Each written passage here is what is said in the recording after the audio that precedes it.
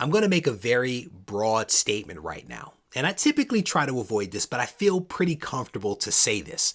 That if you are an investor, a collector, or a speculator, you're probably going to agree with the statement that we all want a smoking deal on a comic. We want to spend as little money as possible to add a comic to our collections. We want to do this for bragging rights so that we can tell all of our friends on social media and in our circles that we were able to snag this comic for this low price. We want to save ourselves some money. We want to improve our profit margins. But at the end of the day, we all want to buy something for as little money as possible. But the question is this: should we do that at the expense of others? Should we cheat other people in order to spend as little money as possible? That is what we are going to discuss in this video. Stay tuned.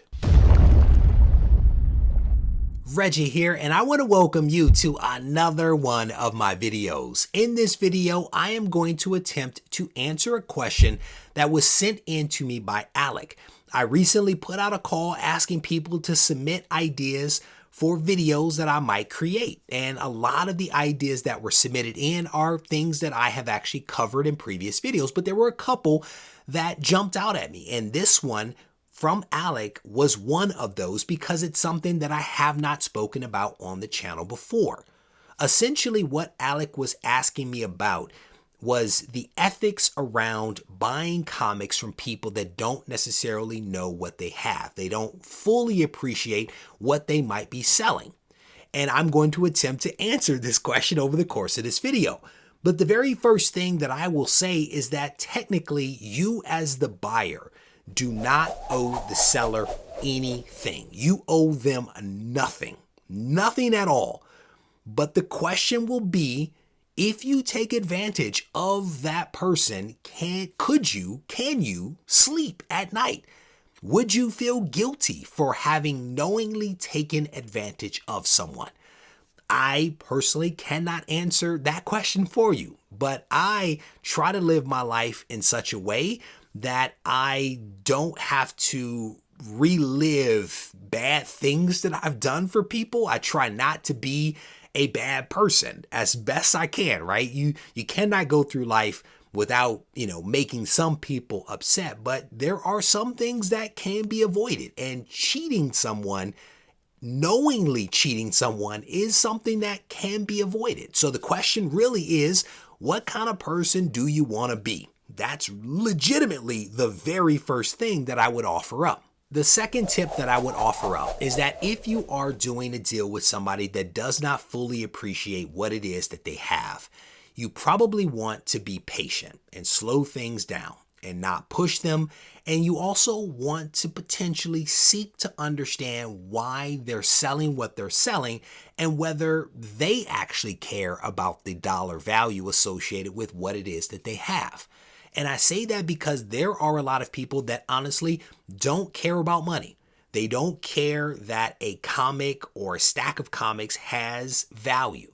They may just simply want those boxes out of their house, out of their attic, out of their basement. They may just want them gone.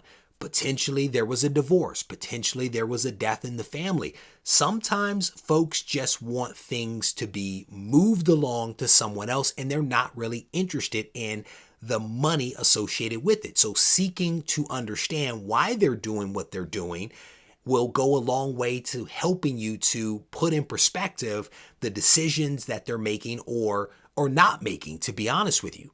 I personally also try to slow things down, and I try to be patient, and I try not to push people to make decisions. I want people to arrive at a decision on their own, hopefully in a timely manner, but I feel less guilty if I'm not exerting additional pressure on this person to do a deal so that I could get away with basically ripping them off. So slowing things down, being patient, seeking to understand are all great ways to ensure that people can reach decisions on their own. The third tip that I would offer up, depending upon the situation, depending upon how you want to handle it, is to potentially offer to the seller some resources to improve their understanding of what they actually have.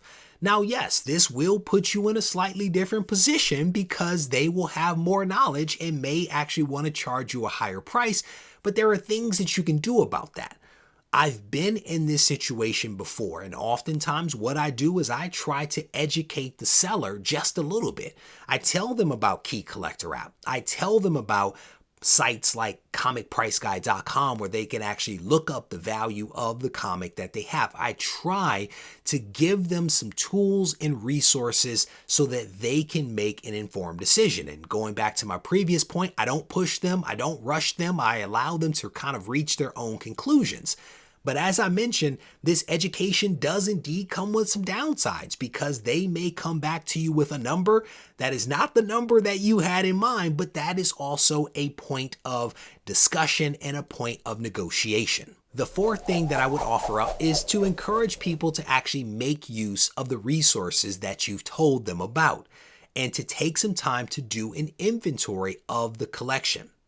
I've done this before. I've done it a lot technically, and it honestly goes a long way to giving people some comfort as to what it is that they have in their collection and what the value of those books might actually be. And it puts everybody in a position to have some negotiation to arrive at an actual sales price. And there are situations where I've done this, where people have legitimately taken a lot of time to inventory the books that are in a collection and arrive at a number. Others have basically said, I have zero interest in doing this. I don't want to do it. I just want a couple of bucks. Either way, by taking the time to encourage them to do it, it puts you in a good position where you now are not taking advantage of someone because they didn't know. You were simply moving forward with a deal, having put all of the information out there for people to consider. Now, I've done this, and occasionally it works out to my favor. Sometimes it hasn't. I've had some people that have done the inventory and realized that if they send the books off to CGC, they can make a lot more money, which is perfectly fine. You win some, you lose some, but generally I sleep better at night as a result. But either way, after they go through this step, the next part is to name a number. How much do they actually want for the collection? Sometimes that number will be realistic, sometimes it won't, but that's a great point of negotiation. I've had some people that have done their research, they've come back with a number that made absolutely no sense, and in one case in particular, I realized that they were actually looking at graded comics, trying to get graded comic values when what they had were raw books. That gave me another opportunity to educate them and to make some adjustments to the number. In other situations, I've had people name a number that was well below what the value was. And they named that number because they didn't really care about the money. They just wanted a couple of bucks to pay a bill and to feel okay about the fact that they were giving something up.